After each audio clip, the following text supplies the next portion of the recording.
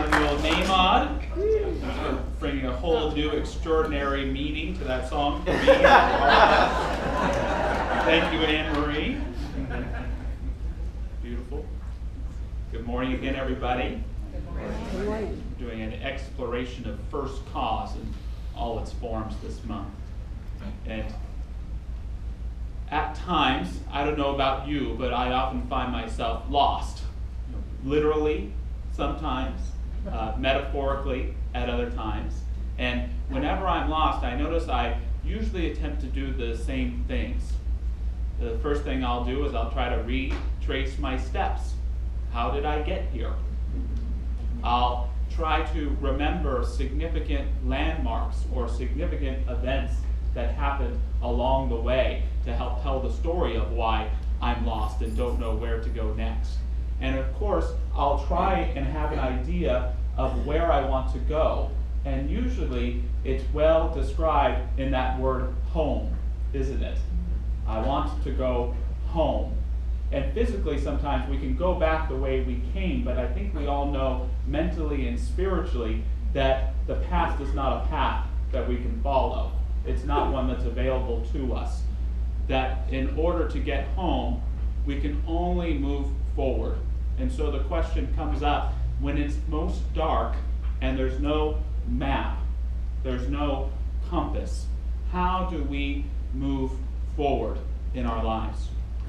Jean Houston wrote a book recently that most of us couldn't believe hasn't been written 10 times already, called The Wizard of Us. That's all about applying the wisdom in the Wizard of Oz to our everyday lives. And she loves to talk about the yellow brick road and the pathways.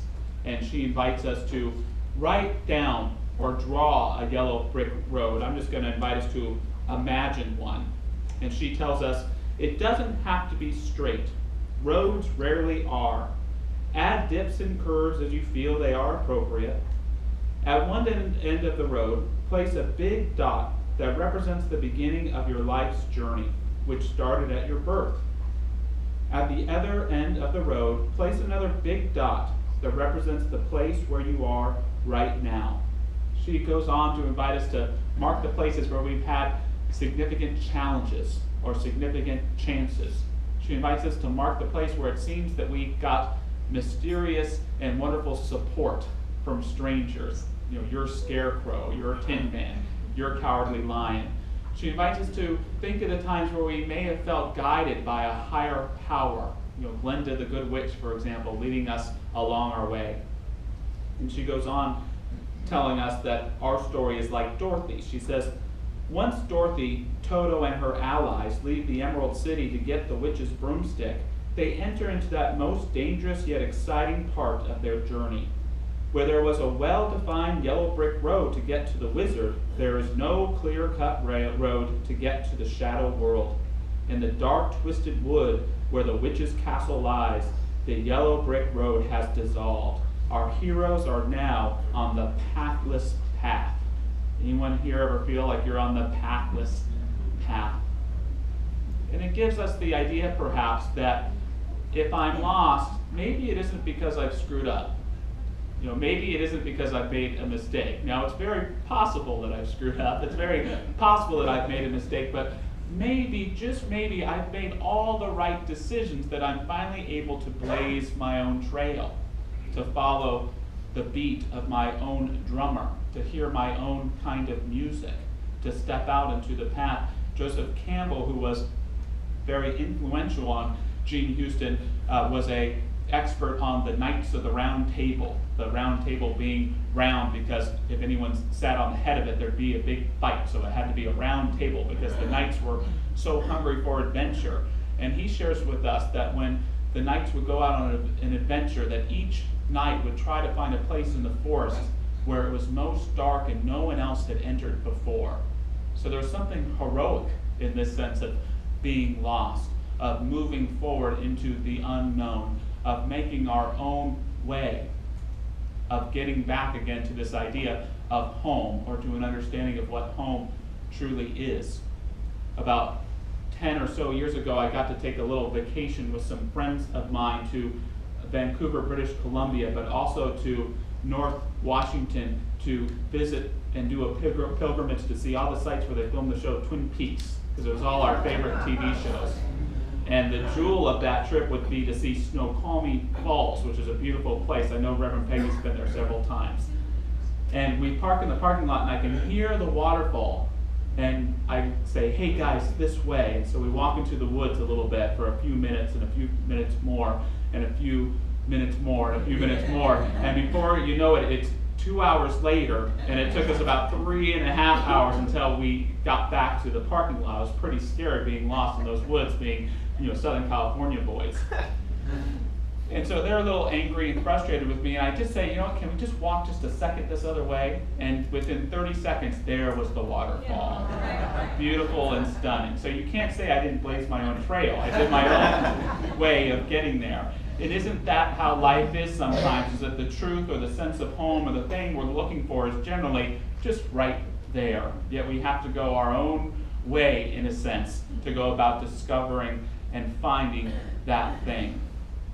The spiritual understanding of home is realizing that home ultimately is an extension that includes the whole journey. That ultimately home is something that can't be the destination perhaps, but it must be something that we find and discover within ourselves, that we practice and feel comfortable with and cultivate in everything that we do. If we can't do that, we never quite get there. Home is within.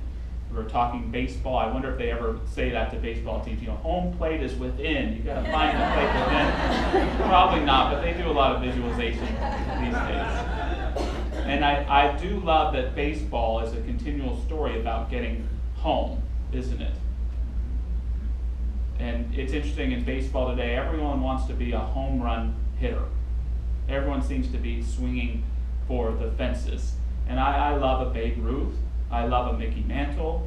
I love a Hank Aaron. I even admire a Mark McGwire or a Barry Bonds. But my favorite baseball players are the get to first base hitters, the single hitters, where the home run hitters are always trying to think home first. The single hitters are always trying to get to first. It's all about getting on base. Now, they'll take a mistake. If someone gives them a bad pitch, they'll hit it out of the park. If an outfielder has moved too far to the left or right, they'll hit it right in the gap, get a double or a triple. But they're always focused on getting to first. And there's wisdom to this, I think, in life, because in life, it's wonderful if you hit a home run. If you get the girl, or you get the guy, or you get the dream job, or you win the lottery, something big happens. It's a real wonderful thing. But the problem with always swinging for the fences, we learn in baseball, is that you strike out a lot. You wind up missing a lot. There's something that I really admire about the consistency of always trying to get a single, just trying to get on base. And I feel like I've hit some home runs in my life. I feel getting to be a minister here is like a home run. I look at certain relationships that I have in different areas in my life, and I see that they're a big deal. And yet, looking back, I do think they're about the consistency, the little things that we do over time that allows those things to take place. So I love it if I give a great sermon and it's a home run, but I feel if I try to give a home run sermon every week, there'd be three strikeouts that went with it. It's all about consistency. It's all about trying to bring that into our lives.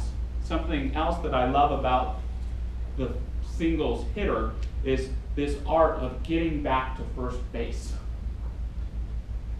They get a single and they lead off and they start going to second, and then the pitcher pulls what's called what's it called, Rick? Pitch out. No, not a pitch out. Pick off. Thank you. I thought you were saying something else. I'm sorry. Strikeout sermon. Sorry. Okay, fine. They try to pick the runner off, and so they get back to first base. And to me, this is a great example, getting back to first cause, to what we're talking about this month, of this idea that the runner recognizes that once you cross first base, once you get to first, you see, there's no getting back to home the way that you came. If you try to go back to home that way, you're out. The umpire calls you out. And that's what a lot of us do in our spiritual path. We get to first base. We figure out what our first cause is. We figure out what our deepest desire is in life. We figure out what's valuable to us. We figure out where we really want to go. But then what happens is we'll get stuck there because we want to get home the same way. And so what we've got to be willing to do is to make sure that everything we do from here on forward is from our first cause. Don't get lost in anything else. Don't listen too much to the first or the third base coach. Don't listen to too much there. You've got to know and you've got to be able to run yourself when it comes to getting around second, around third, and getting back home. This takes us back, I think, to that question of what do we do when we feel lost and we're not sure what to do next? How do we step into the unknown when we don't have a clear map, a clear path set out for us, or a compass to tell us where to go? And I believe that the answer is we've got to get back to our first cause. We've got to ask those really extraordinary questions, which to me should really have the simplest answers. Who am I? Why am I here? What is most sacred and valuable to me? What am I truly living for? And is it what I really want to be living for? I'm a good person. I'm here to serve. I'm here to have fun. My relationships and helping others around me is what is most sacred and valuable to me. I am here to do my best to be a channel of making a difference however I can. And when I can get back to that first cause, well, then I have a set of values, I have a set of virtues, I have a set of principles that I can follow, that in a sense I can rely on. Don't rely on the way you think the world is and operates. Rely on what you value most. Don't depend on what someone else tells you should do. Depend on what you find most virtuous. Don't believe the fortune telling or the chances, but believe in your own principles, and that by following them, they will produce for you the best possible pathway and the best possible results in your life. I remember working with a woman who was in between jobs, and she had stopped working where she was, and she wasn't quite sure what she wanted to do next. And she was really frustrated because she really wanted to step into a way of work that was really going to define the rest of her life.